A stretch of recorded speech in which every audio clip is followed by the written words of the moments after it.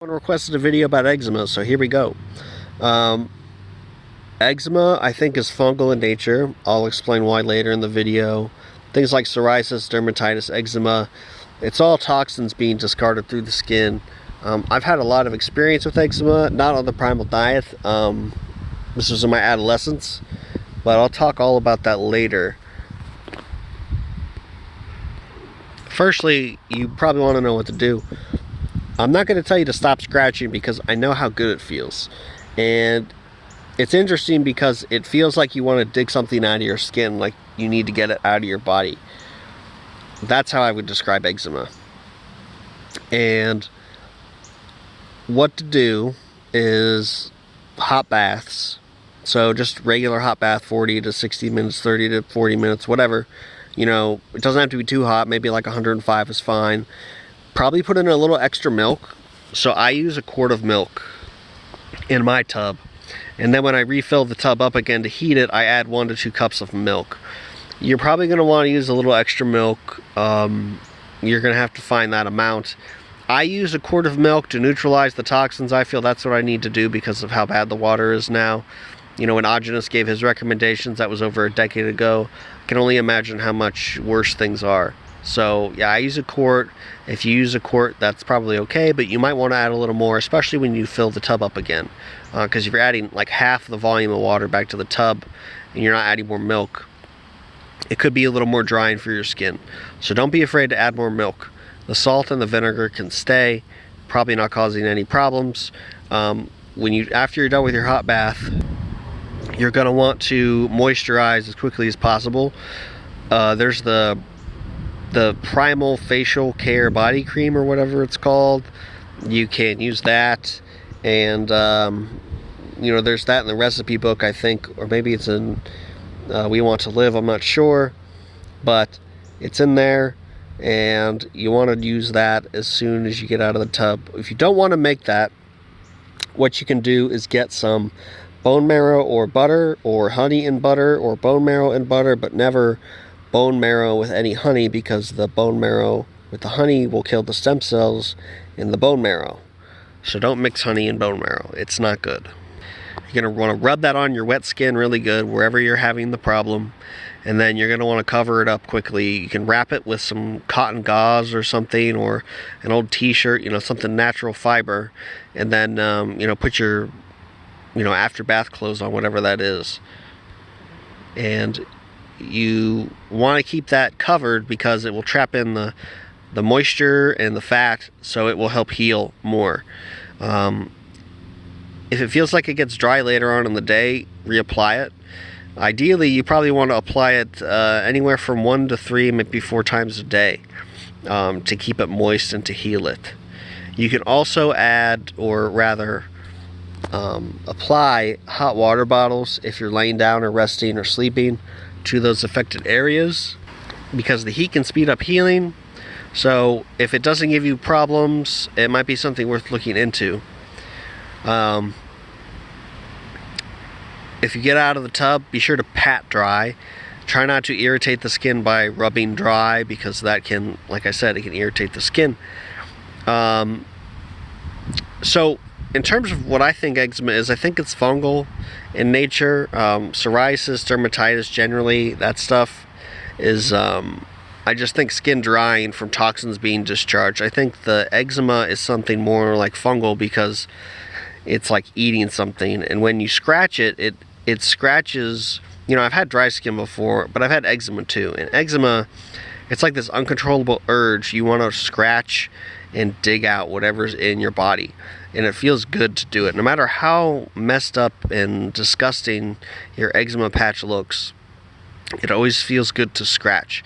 And I had it all on my adolescence, all the way the back of my neck, between my elbows, the soft part of my arms, behind my knees. Basically the worst places. Every morning I would wake up and stretch. The skin would split open in those places, and I just would start bleeding and oozing every day. That was my life for about 2 years, 3 years.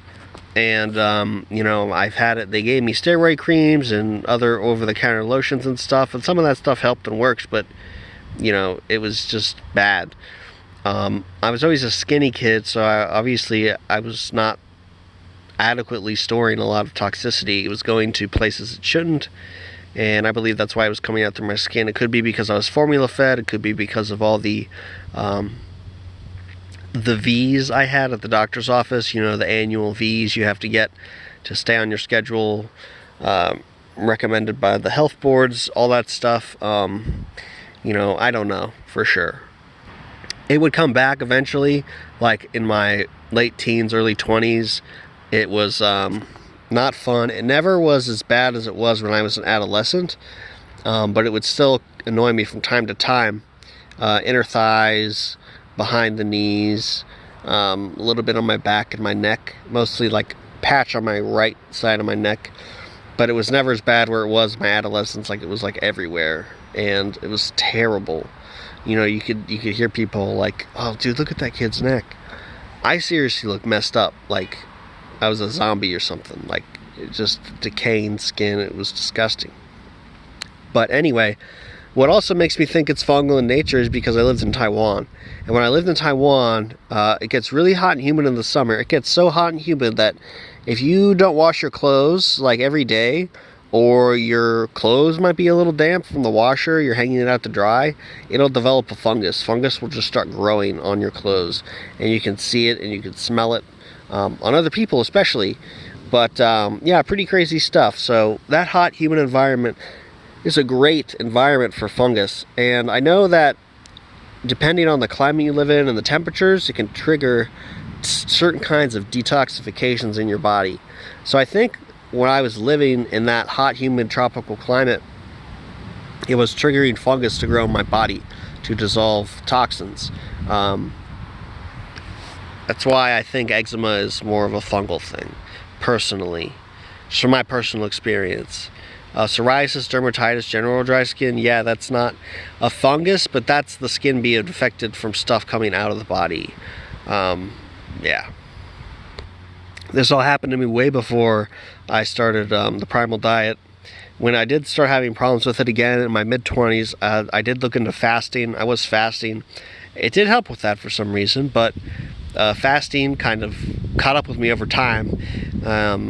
I never really realized how rough it made me look and feel, like in terms of stress and adrenaline. Like, I felt like I was just functioning off of stress and adrenaline for those years.